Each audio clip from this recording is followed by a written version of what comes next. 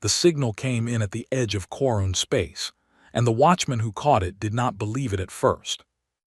His name was Veller. He sat in a dark room full of light. The lights were stars, and the stars were not his to keep. He worked for the throne. Everyone worked for the throne. The throne had ruled 40,000 worlds for so long that no living thing remembered a time before it. The throne was old. The throne was tired. The throne did not like surprises.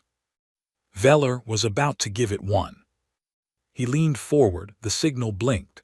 A small ship far out where no ships went. A scout, not a Korun scout, something new. He tapped the panel with one long gray finger. The ship had a shape he had never seen. Ugly, square in places it should have been round, like someone had built it angry. There were marks on the hull, letters maybe, a language no archive held. Veller opened the records. He searched again. Nothing. In 40,000 worlds, in 10 million years of the throne's memory, there was nothing that matched. No race, no banner, no claim. This was not how the galaxy worked. The galaxy was full. Every star had a master. Every people had a place. New things did not simply appear at the edge of space wearing strange letters and pointing the wrong way. He should report it. He knew he should report it. But a part of him, the small, soft part that every watchman buries under years of dull work, whispered that if he reported it, it would become real. And if it became real, it would become his problem. The little ship turned, slow, careful, like it was looking at him too. Veller reported it. The report went up.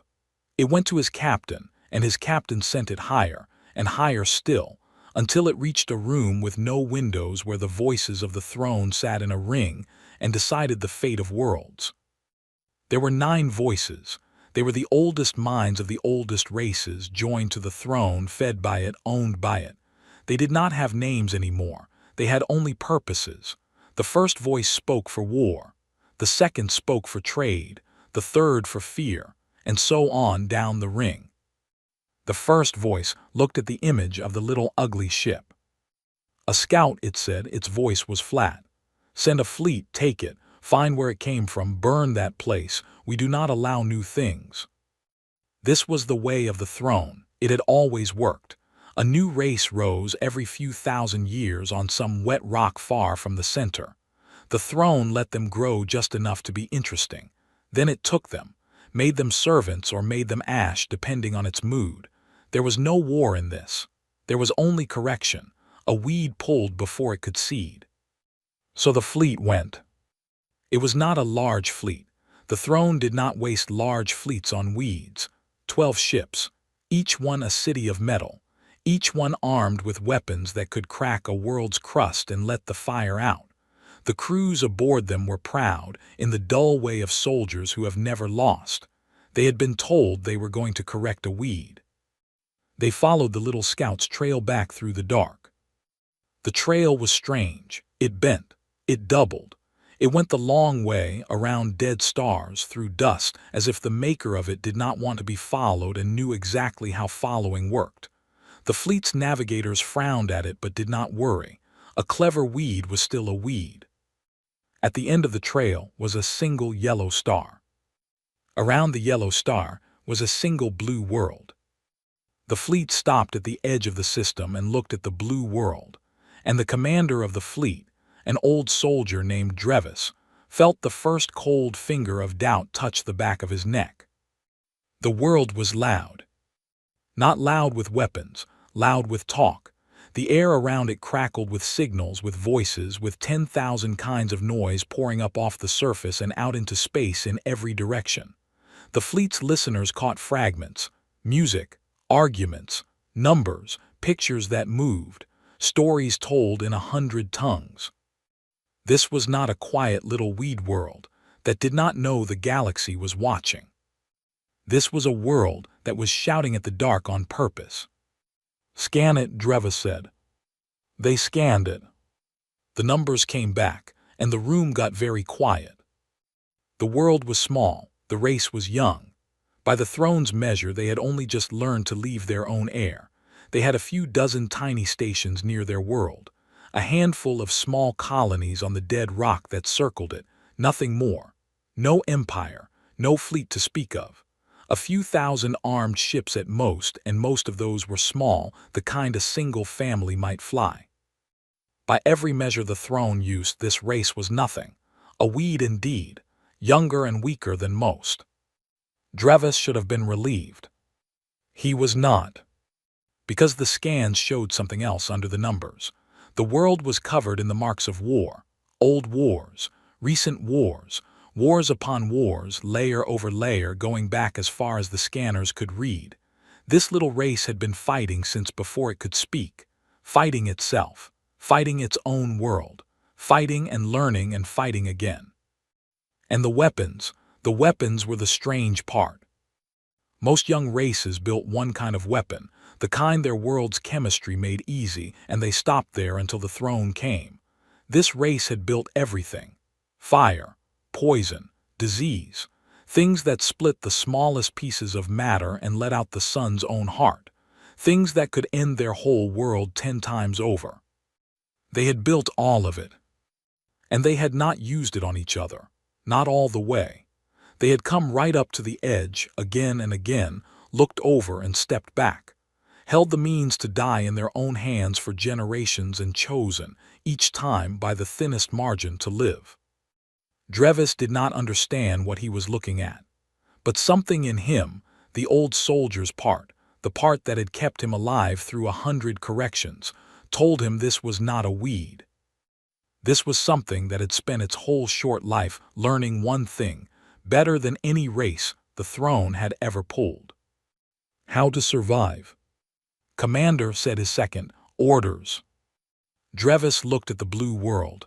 He thought about the order he had been given: take the scout, burn the place it came from, simple, clean, the way it had always been. "We approach," he said, slowly. "We open a channel first, we talk before we burn."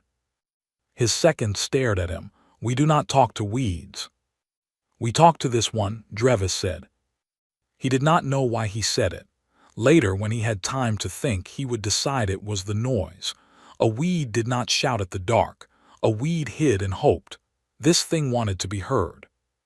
So Drevis, against the way of 10 million years, opened a channel to the blue world. And the blue world answered before the channel was fully open. The voice that came back was calm, friendly even. It spoke in the trade tongue of the galaxy, the common speech that the throne had spread across the worlds, which meant they had been listening, had caught the signals leaking from the throne's own edges, had taught themselves the words of a power they had never met.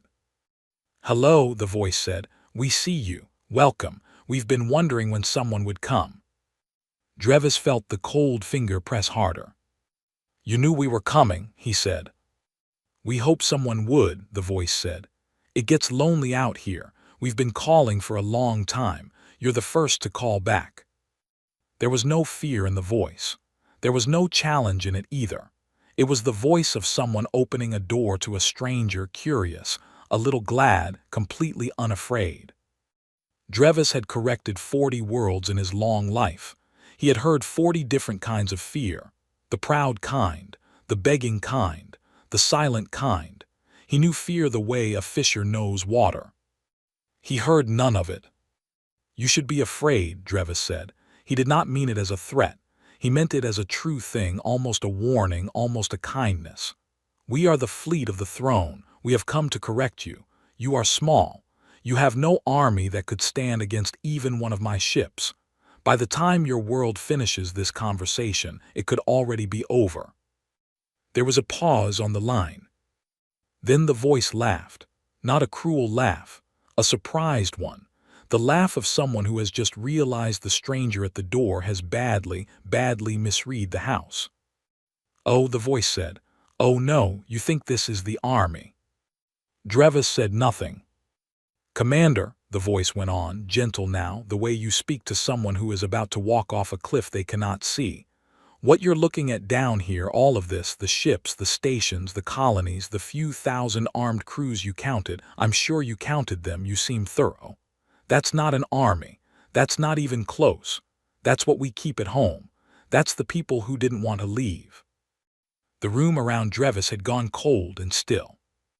This is a backwater, the voice said. A nice one, we like it here. But the ones who go out, the ones who actually fight, they don't stay home. They haven't been home in a long time. We sent them out into the dark a long while ago, looking for exactly the kind of door you just opened. And here's the funny part, Commander. The voice paused. They're already past you. Drevis's second made a sound, a small choked sound. You followed our scout in a straight line, the voice said, almost kindly. Well, as straight as it let you. You came right to the front door and knocked. You never once looked behind you. Why would you? You came to correct a weed. On the fleet's great screens, the empty dark behind the 12 ships of the throne was still empty. For now, we didn't send our real army to meet you, the voice said. We sent it to meet whoever sent you. We've had its heading for some time. We're rather good at headings. It's about the only thing this world has ever truly mastered, where to point the thing that ends people, and when. Drevis stared at the blue world. The shouting, fearless, war-scarred little blue world that had built every weapon a mind could imagine and used none of them on itself, that had spent its whole brief life learning to survive against impossible odds, that had taught itself the speech of a power it had never met just so it could one day say exactly this. You're bluffing, Drevis said. His voice did not sound sure even to himself. Maybe, the voice said. You came a long way to find out. It would be a shame to leave without knowing. And 40,000 light years away, in a room with no windows, the third voice of the throne, the voice of fear, sat up straight for the first time in 1,000 years. Because something was approaching the center of everything. And it was not slowing down. The room with no windows had not changed in 10,000 years. It did not change now, but the things inside it did. The 9 voices of the throne sat in their ring.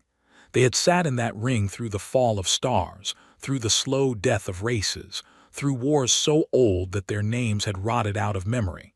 They did not move much. They did not need to. The throne moved for them.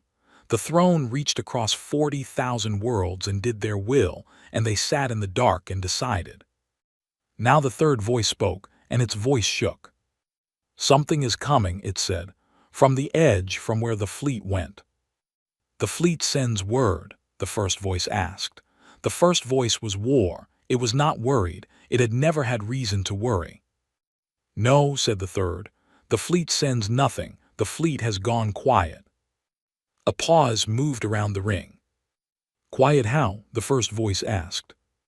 Gone, the third said. 12 ships. They opened a channel to the weed world. They talked, and then they stopped. All 12 at once. No distress, no fight, no flash of weapons.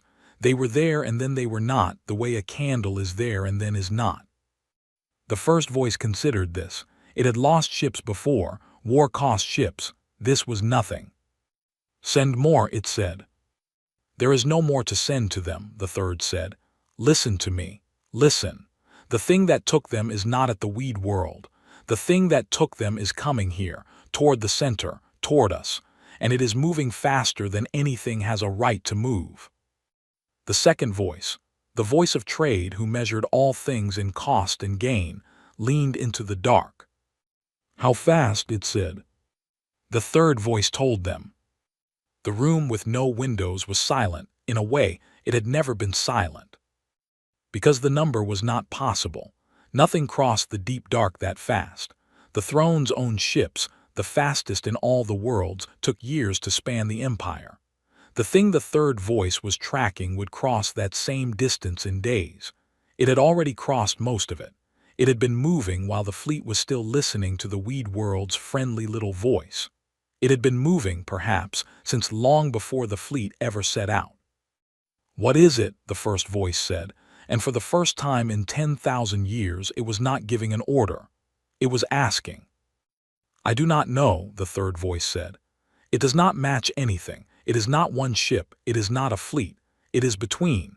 It is many small things moving as one large thing. Thousands, tens of thousands. spread wide, layered deep, each one too small to be a threat alone, all of them together too large to be anything but the end of something. The weed world said it had sent its army out, the fourth voice murmured. The fourth was the voice of memory.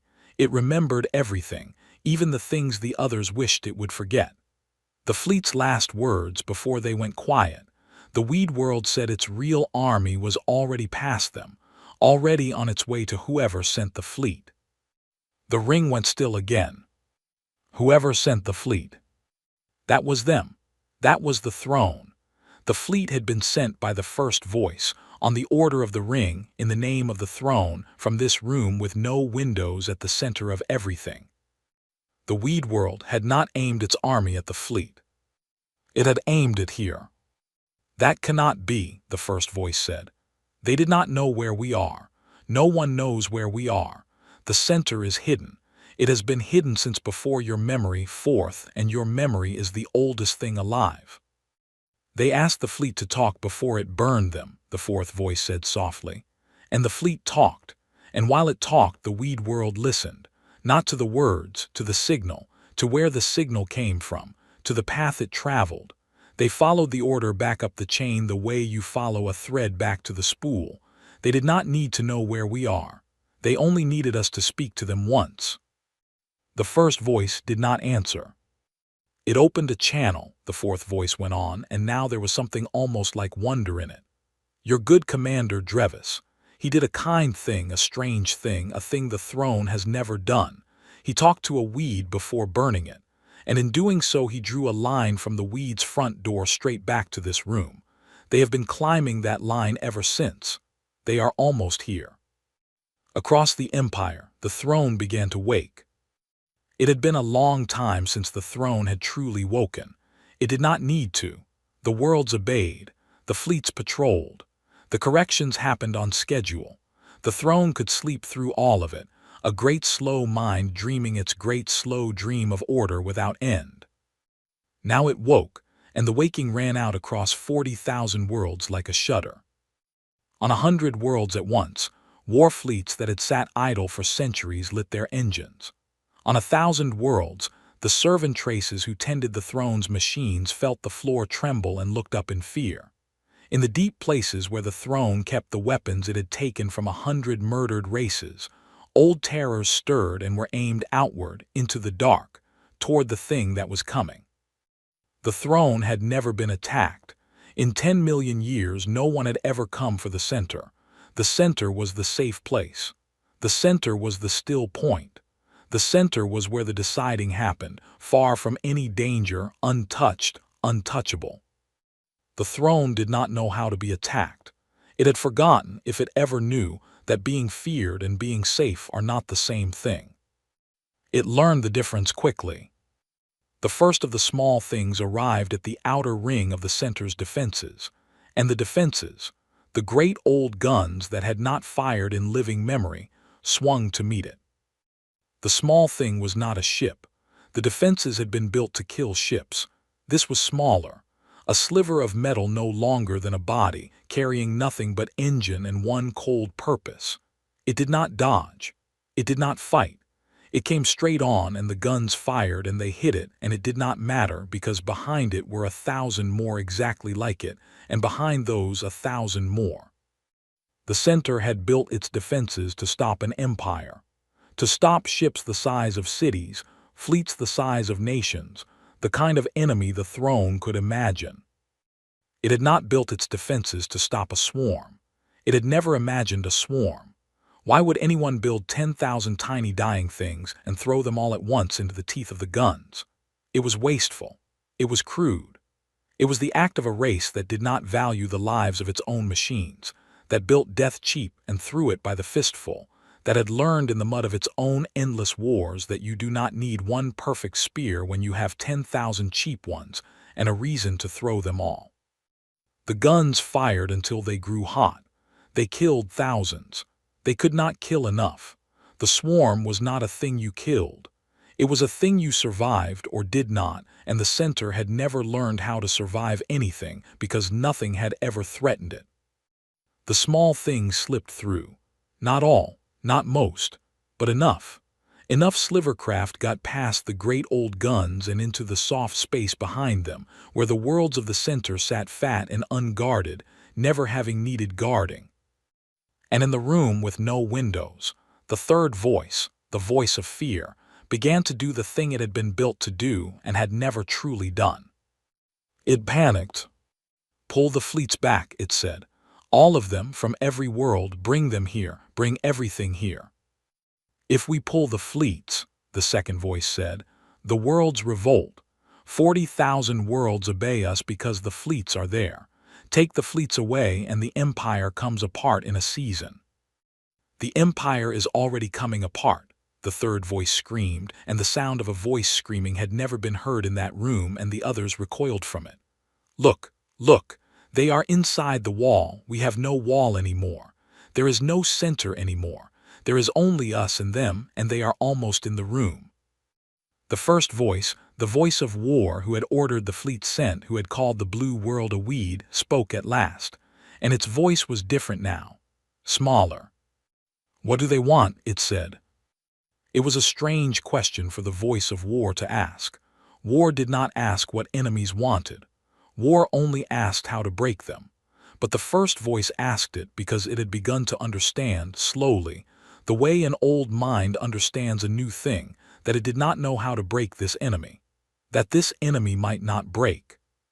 That this enemy had spent its whole short, violent life learning the one art the throne had never had to learn, the art of the desperate, the art of the cornered, the art of throwing everything you have at the thing that means to end you and not stopping until one of you is gone.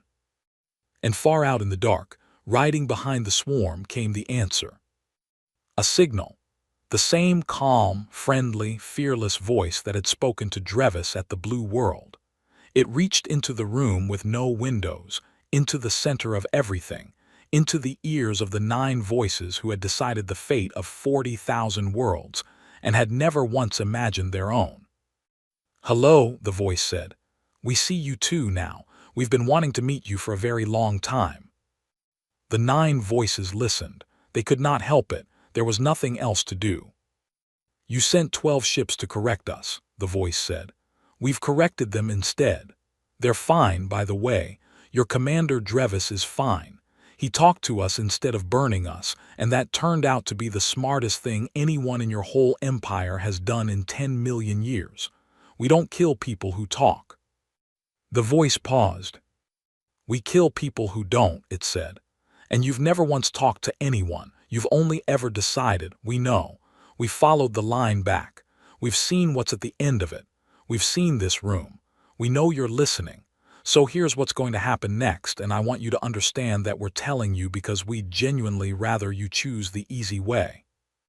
The swarm filled the dark around the center now, a cloud of small, cheap deaths beyond counting, and behind the swarm, just arriving, the real thing, the thing the swarm had cleared the way for, slid out of the deep dark and into the light of the center's many suns.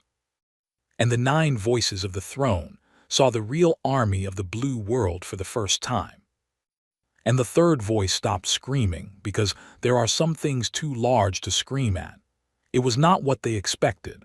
That was the first thing the 9 voices understood, and the understanding hurt. They had expected ships of war, great gray cities of metal like their own, bristling with guns, built to crush. That was what an army looked like. That was what an army had always looked like, in every memory the fourth voice held. This was not that. The real army of the Blue World was made of every kind of thing. There were warships, yes, ugly and square and angry, the same shape as the little scout that had started all of this.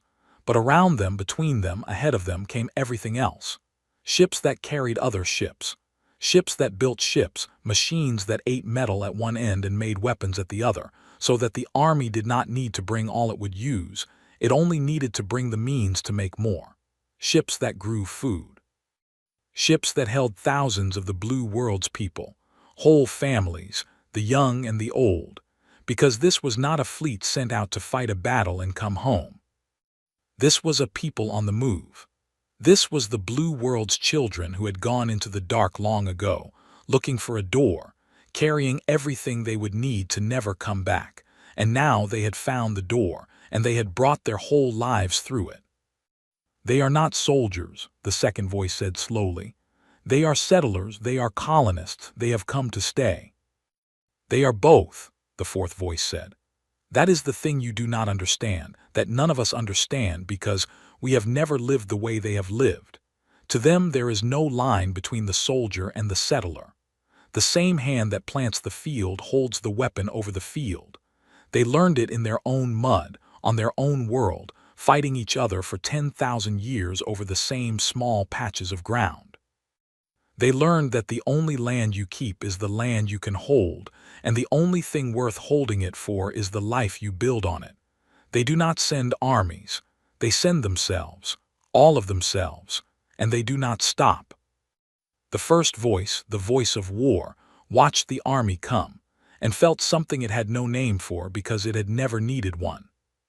It was watching a thing that would not break. The throne's wars had always worked the same way. You broke the enemy's army, and the enemy's people surrendered because the people were not the army, the people were behind the army, and once the army fell, the people had nothing left to fight with. That was war. That was how war had worked for 10 million years. But here the people were the army. There was no behind. There was no line to break, no fleeter to kill, no fleet to scatter that would leave the rest helpless. Every ship that built ships meant that destroying 10 of their ships only delayed the 11th. Every family in every transport meant that this was not a force you could make surrender, because surrender meant the end of their children. And there is no fear in the galaxy stronger than the fear of a parent for a child, and no force stronger than that same parent who has decided the child will live no matter what it costs. They cannot mean to take the whole center, the third voice whispered. It is 40,000 worlds. They are one small world's worth of people. The numbers are nothing. We outnumber them 10,000 to 1. We outnumber them, the fourth voice agreed. And they do not care. That is the part you keep failing to hear. They have always been outnumbered. Their whole history is being outnumbered. Every war they ever fought, every time someone had more. More soldiers, more weapons, more ground. And the ones who survived to make this army, the ones whose children now fly toward us, they are the children of the ones who won anyway. They do not believe in being outnumbered. They have a word for it. We caught the word in their signals. They call it the odds. And they have a saying about the odds. They say the odds are something you beat. The voice came again then, the calm, friendly voice, into the room with no windows. We're going to slow down now, it said. We're close enough. We don't actually want to fight you. I know that's hard to believe given the swarm and all, but the swarm was just to get your attention and clear your guns. We're very good at getting attention. We've been shouting at the dark for a long time, like I said. Mostly nobody listened. You listened. You sent 12 ships to make us stop. So now we're here, and now you have to listen properly, because we're inside your house and your guns can't reach us anymore. What do you want? The first voice said again, and this time the question did not feel strange. We want to talk, the voice said, properly, all the way through, the thing you've never done with anyone. You came to the center of the throne with an army that does not stop and a swarm that broke our guns, the second voice said, and you want to talk. Of course, the voice said. How else would anyone ever take you seriously? You don't talk to the weak. We learned that watching you. We learned everything watching you. You only ever talked to us when you thought we were strong enough to be worth correcting. So we made ourselves worth correcting. We made ourselves impossible to ignore. And now you're listening, and now we can finally have the conversation we wanted to have from the start. There was a silence in the room with no windows. You could have come as friends, the third voice said, and there was something almost like grief in it. The grief of an old thing realizing how it had wasted its long life. You could have come asking. We might have. No, the voice said gently. You wouldn't have. We know you wouldn't have. We've watched you do this 40 times. A young race rises full of hope and reaches out, and you take them or you burn them and you call it correction. We are not your 40th weed. We are the one that watched the other 39 and learned. We came the only way you would ever respect. We came strong. And now that you respect us, we can be kind, because kindness from the strong is the only kind you understand. You taught us that. Every lesson we are about to teach you, you taught us first. The first voice, who had ordered the fleet sent, who had called the blue world a weed, who had never lost, spoke slowly. And if we say no, it said, if we tell you to leave, if we fight. Then we fight, the voice said, and there was no anger in it, no boast, only a flat and dreadful certainty. And we lose ships and you lose worlds, and we lose more ships and you lose more worlds, and it goes on and on because we don't stop. That's the one thing about us you need to understand all the way down to the bottom. We do not stop. You will win 1,000 battles. You will outnumber us in everyone. And at the end of all of it, you will look up and find that you have lost, because winning battles was never the thing. Holding was always the thing. And we are very, very good at holding. The voice paused.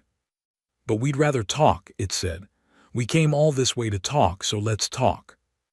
And the 9 voices of the throne, the oldest minds of the oldest races, who had decided the fate of 40,000 worlds from a room with no windows, who had never been afraid because they had never had reason, looked at the unbreakable thing that had come into their house and learned, finally, in their last age, how to be the ones who listen.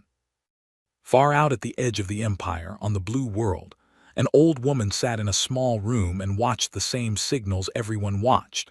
She was not a soldier. She had never been to space.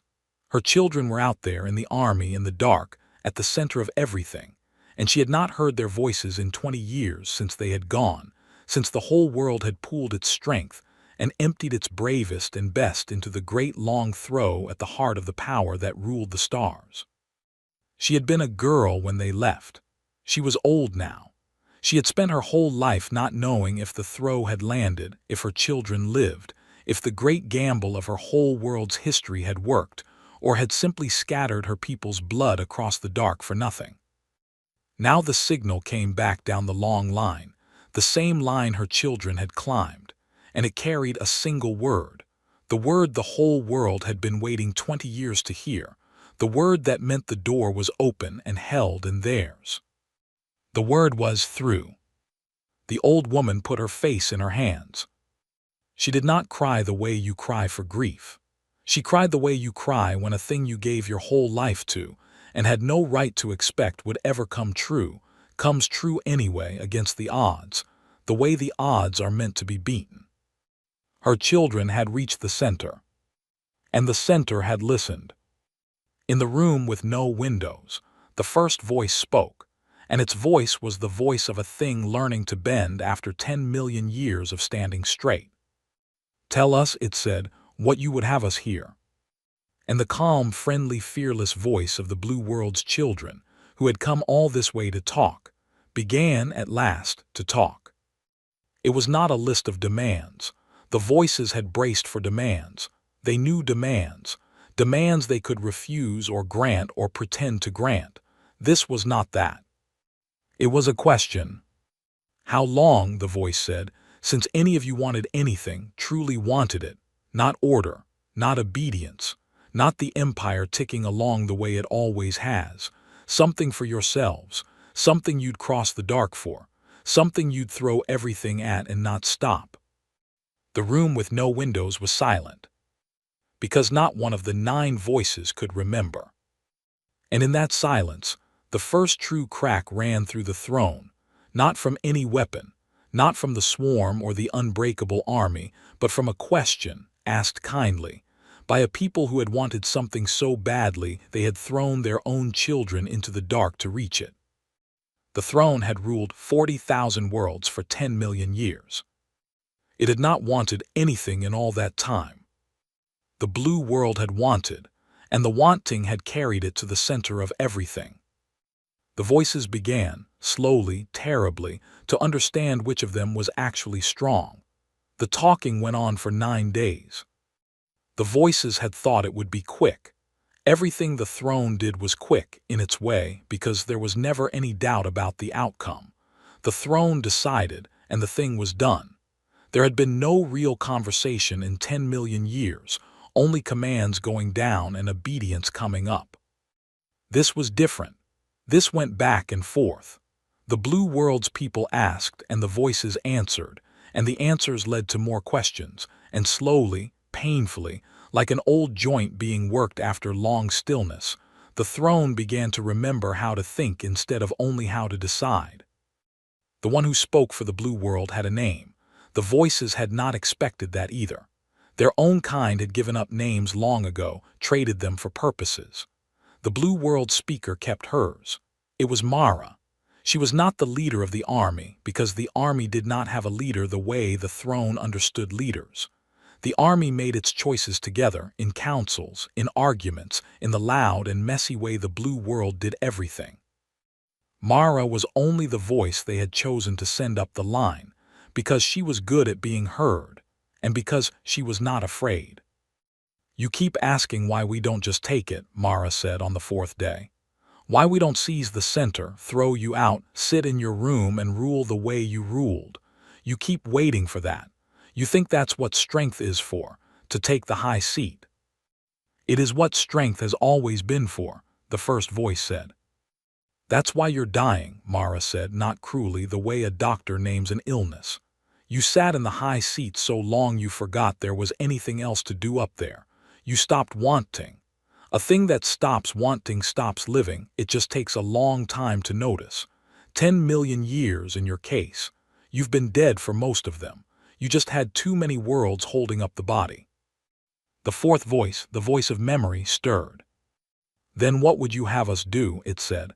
"If not take the seat. You hold the center, you have the strength. Strength must do something." "Strength should make room," Mara said. The voices did not understand. "You spent 10 million years closing the galaxy," Mara said. "Every young race that rose you took or burned or bent. You made 40,000 worlds into one shape, your shape, the still shape, the shape that doesn't want anything. And the galaxy got quiet. We heard the quiet from our little blue rock at the edge. We heard a whole galaxy full of life all squeezed into one dead shape, and not one voice in all of it calling out except us, shouting into the dark, wondering why nobody answered." "They could not answer," the third voice said. "We did not permit it." "I know," Mara said. "That's the thing we came to change. Not who sits in the seat, what the seat is for.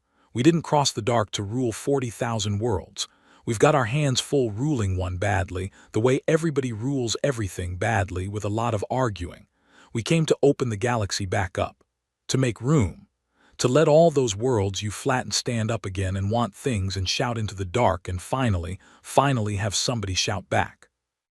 On the worlds of the Empire, the news spread the way water spreads when a dam fails. It did not spread because the throne announced it. The throne announced nothing. It spread because the servant traces, who tended the machines and grew the food and built the ships, had been listening too, the way the blue world had taught the whole galaxy to listen by simply refusing to be quiet. They heard that something had come to the center. They heard that the center had not crushed it. They heard, for the first time in 10 million years, the throne doing a thing it had never done. They heard it lose an argument. A small thing. A single argument in a room with no windows, against a single small world's stubborn voice. But the servant traces had lived their whole long captivity under the simple iron fact that the throne did not lose, that it could not be argued with. That resistance was not foolish but actually impossible, like arguing with gravity. And now gravity had blinked. On a world called Sethri, where a gentle six-limbed people had served the throne for 100,000 years, grinding metal in the dark, an old worker set down her tools and listened to the signal coming down from the center and did not pick the tools back up. The workers beside her looked at her. She looked back. None of them said anything. None of them needed to. They had all heard the same thing. The throne could lose. If the throne could lose, then everything they had believed about the shape of the world was wrong. And if that was wrong, then maybe the part where they had to grind metal in the dark forever was wrong too. The old worker walked out of the grinding hall. The others followed. By the end of the day, the grinding halls of Sethri were empty, and no one had fired a shot, and the great machines of the throne stood silent for the first time since before the workers' oldest stories began. It happened on Sethri, then it happened on 100 worlds, then 1,000. Not war, not revolt exactly. Something quieter and far more dangerous to a thing like the throne. The world simply stopped. They stopped grinding, stopped growing, stopped building, stopped obeying. They did not raise armies. They did not need to. The throne's strength had always been in the obeying. Take away the obeying, and the throne was a mind in a room with no windows and no hands left to reach with. In the room with no windows, the second voice, the voice of trade, saw the empire coming apart in real time, world by world, and did a strange thing. It laughed. The others turned toward it. A voice laughing was nearly as strange as a voice screaming. "Do you not see it?" the second voice said. "We told ourselves we held them by strength. We held them by their belief in our strength. The belief was the whole empire, not the fleets, not the guns, the belief. And this small, loud world cracked the belief in 9 days, not with weapons, but by simply being a thing we could not crush. Every world that hears we argued with someone and did not win stops believing. And every world that stops believing stops obeying. We are not being conquered. We are being disbelieved. We are coming apart because the galaxy has stopped agreeing to imagine us as it always has." "Then we are finished," the third voice said. "Yes," the second voice said, and there was no fear in it now, which was strange because it sat beside the voice of fear, and the voice of fear was shaking. "The throne is finished. The throne was finished the moment your good commander Drevis opened a channel instead of firing. We have been finished for 9 days and only now noticing, the way we have been dead for 10 million years and only now noticing. The question is no longer whether the throne survives. It does not. The question is what we do in the time we have left, and whether we do it as the thing that crushed 40 worlds or as something else." Mara's voice came into the room, soft now. "That's the first wise thing anyone in that room has said in a long time," she said. "You've been listening. Good. Then listen to this, because it's the offer, the real one, the reason we came all this way to talk instead of fight." The 9 voices listened. "We don't want the seat," Mara said. "I told you that. We can't even sit in it, not really. We're one small world and there's 40,000 of you. The moment we tried to rule you, we'd become you, and we'd rather die than become you, no offense. So here's what we want instead. We want you to do one last thing with all that strength before it's gone. We want you to let go on purpose." "Let go of what?" the first voice said. "Everything," Mara said. "All of it. The whole empire. Don't hand it to us. Don't hand it to anyone. Just open your hands and let it fall open. Take the machines you used to crush the worlds and turn them to building. Take the fleets you used to correct and turn them to carrying food and people and word between worlds that haven't been allowed to speak to each other in 10 million years. Spend the last of your strength making room. Then step down, not because you were beaten. Because you finally wanted to do something, and the thing you wanted to do was the last good thing a dying empire ever gets the chance to do. You undo yourself, on purpose, with dignity, and the galaxy remembers you not as the thing that closed it, but as the thing that opened it again at the end." The room with no windows was silent for a long time. It was the fourth voice, the voice of memory, who finally spoke, because memory more than any of them understood what was being offered. The throne would be remembered. The throne had spent 10 million years ensuring it would be remembered as the master of 40,000 worlds, the still point, the order without end. And it had failed. That memory was already dead, already curdling into something else, the tyrant that fell, the dead thing that fed on the living until a small, loud world finally said no. But there was another memory available, a last one, the one Mara was holding out. "You are offering us a better death," the fourth voice said. "That is what this is. You came across the dark not to kill us. You knew we were already dying. You came to offer us a better way to die than the one we had earned." "Yeah," Mara said simply. "That's exactly what we came to do. We're not monsters. We just had to look like the thing you respected long enough for you to let us in the room. Now we're in the room and we're telling you the truth. You're dying. You've been dying forever.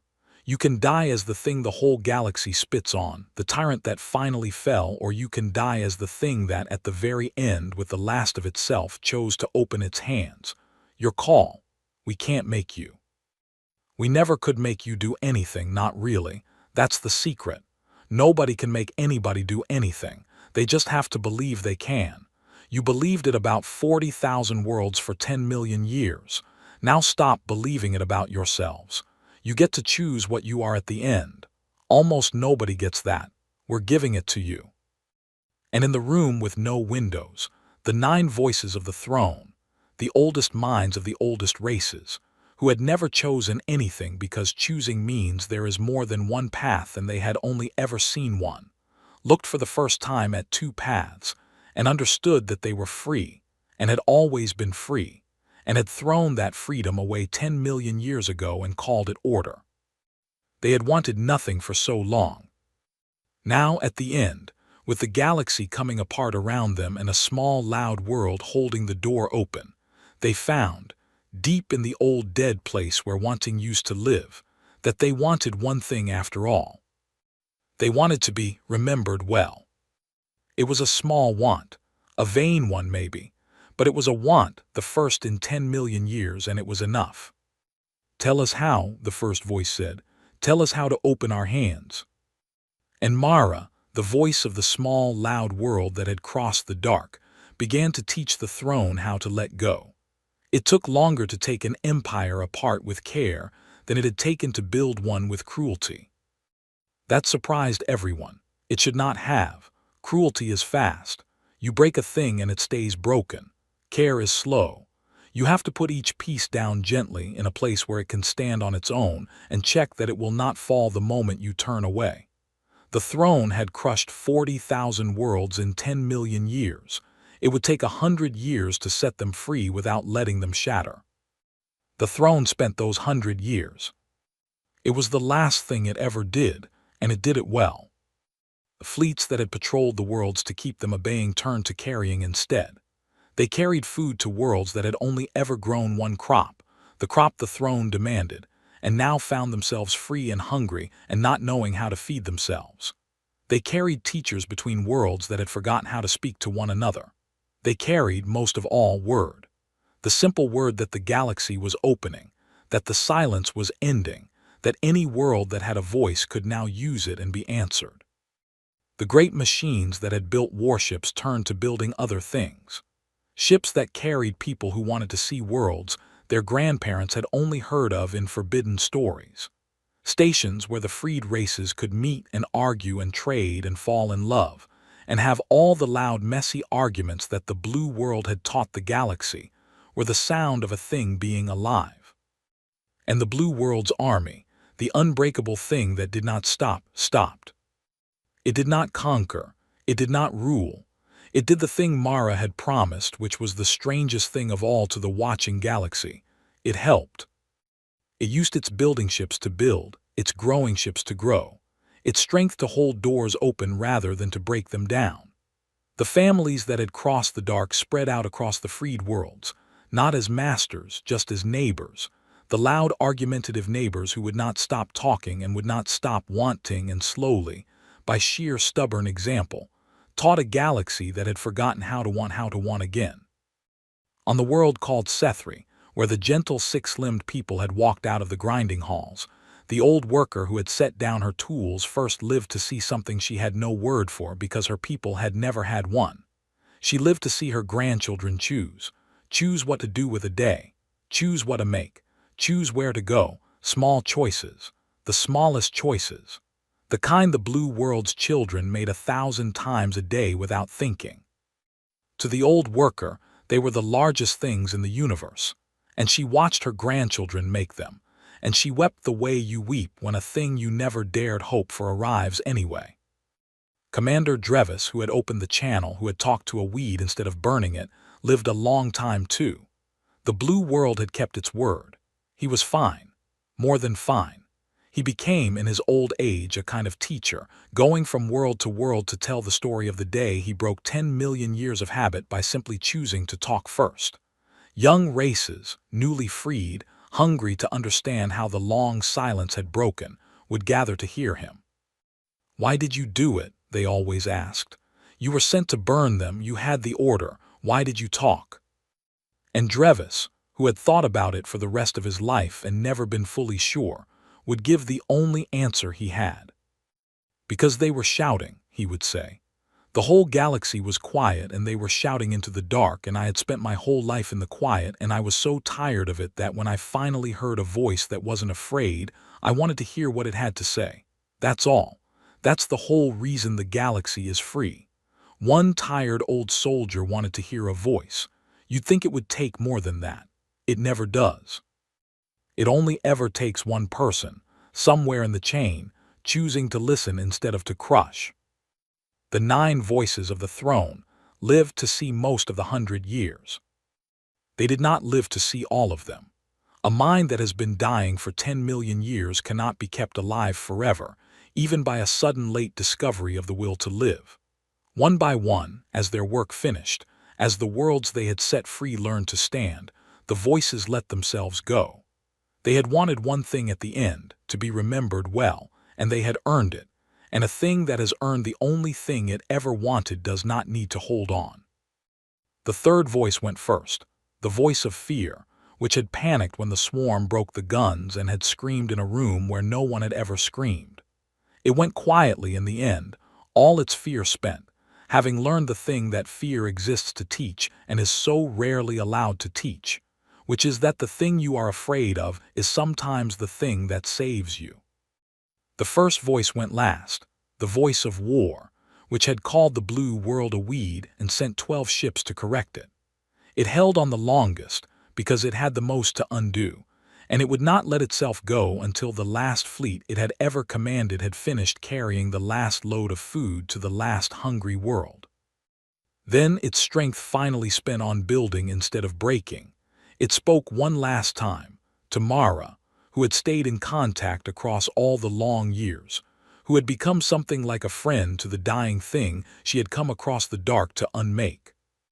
"You said we taught you every lesson you taught us," the first voice said. Its voice was very faint now. "You said you only learned to be kind because we taught you that kindness from the strong is the only kind we understand. I have thought about that for 100 years. I do not think it is true. I think you were always going to be kind. I think you only told us we taught you so that we would not feel we had taught the galaxy nothing but cruelty. I think your last kindness to us was a lie, and the kindest lie ever told." Myra was old by then too. The girl who had crossed the dark was a grandmother now, on a freed world a long way from the blue rock where she had been born. She took a long time to answer. "Maybe," she said. "Or maybe you did teach us and the kindness was always in us and both things are true at once, the way most true things come in pairs. Does it matter? You did the good thing at the end. That's the part that's real. That's the part the galaxy keeps. Everything before it, the 10 million years, all the worlds you crushed, that's real too. We don't pretend it isn't. The freed worlds will tell that story for as long as there are worlds, but they'll tell the other story too. The one where the thing that closed the galaxy chose at the very end with its last strength to open it again. Both stories. Forever. That's more than most things get. Most things only get the one story, and it's usually not the kind one." "Was it worth it?" the first voice asked. "Your world threw its children into the dark. You did not see your own mother again. You crossed everything, risked everything, on the chance that we would listen instead of burn. If your good fortune had run the other way, if I had given the order to fire at your blue world instead of talking, your whole people's gamble would have ended in ash. Was it worth the risk?" And Mara, the grandmother on the freed world under the strange suns, looked out at a galaxy full of voices, full of argument, full of want, full of all the loud messy noise of life that her people had spent 20 years and everything they had to set loose. And she gave the answer that the blue world had always given, the answer it had learned in its own mud, in its own endless wars, the answer that had carried it across the dark to the center of everything. "The odds," she said, "are something you beat." Far away, on the blue world, the long silence had a name now in 100 new languages, and the breaking of it had a name too, and the names were taught to children on 40,000 worlds. And somewhere in the deep dark between the stars, the small ugly square scoutship that had started all of it, the one that Veller the watchman had caught at the edge of Korun space and almost not reported, the one with the strange letters on its hull that no archive held, drifted now in honored stillness at the center of everything, kept and tended. A monument to the day, a quiet galaxy heard a voice that was not afraid. The letters on its hull, which no archive had held, which had terrified an empire that could not name them, were finally read aloud at the monument's dedication. In the trade tongue the whole galaxy now shared freely. They were not a threat, they were not a banner, they were not the name of an army. They were 4 small words, the words the blue world had painted on the first thing it ever sent into the dark, the words that were the whole of its hope, and the whole of its history, and the whole of the reason the galaxy was free. The words said, "We are still here." And the galaxy, loud and free and full of want, answered back across the dark, in 100,000 voices, the way the blue world had always longed to be answered, the way it had shouted into the silence for so long without reply. "We hear you," the galaxy said. "We hear you, we are here too. You are not alone anymore."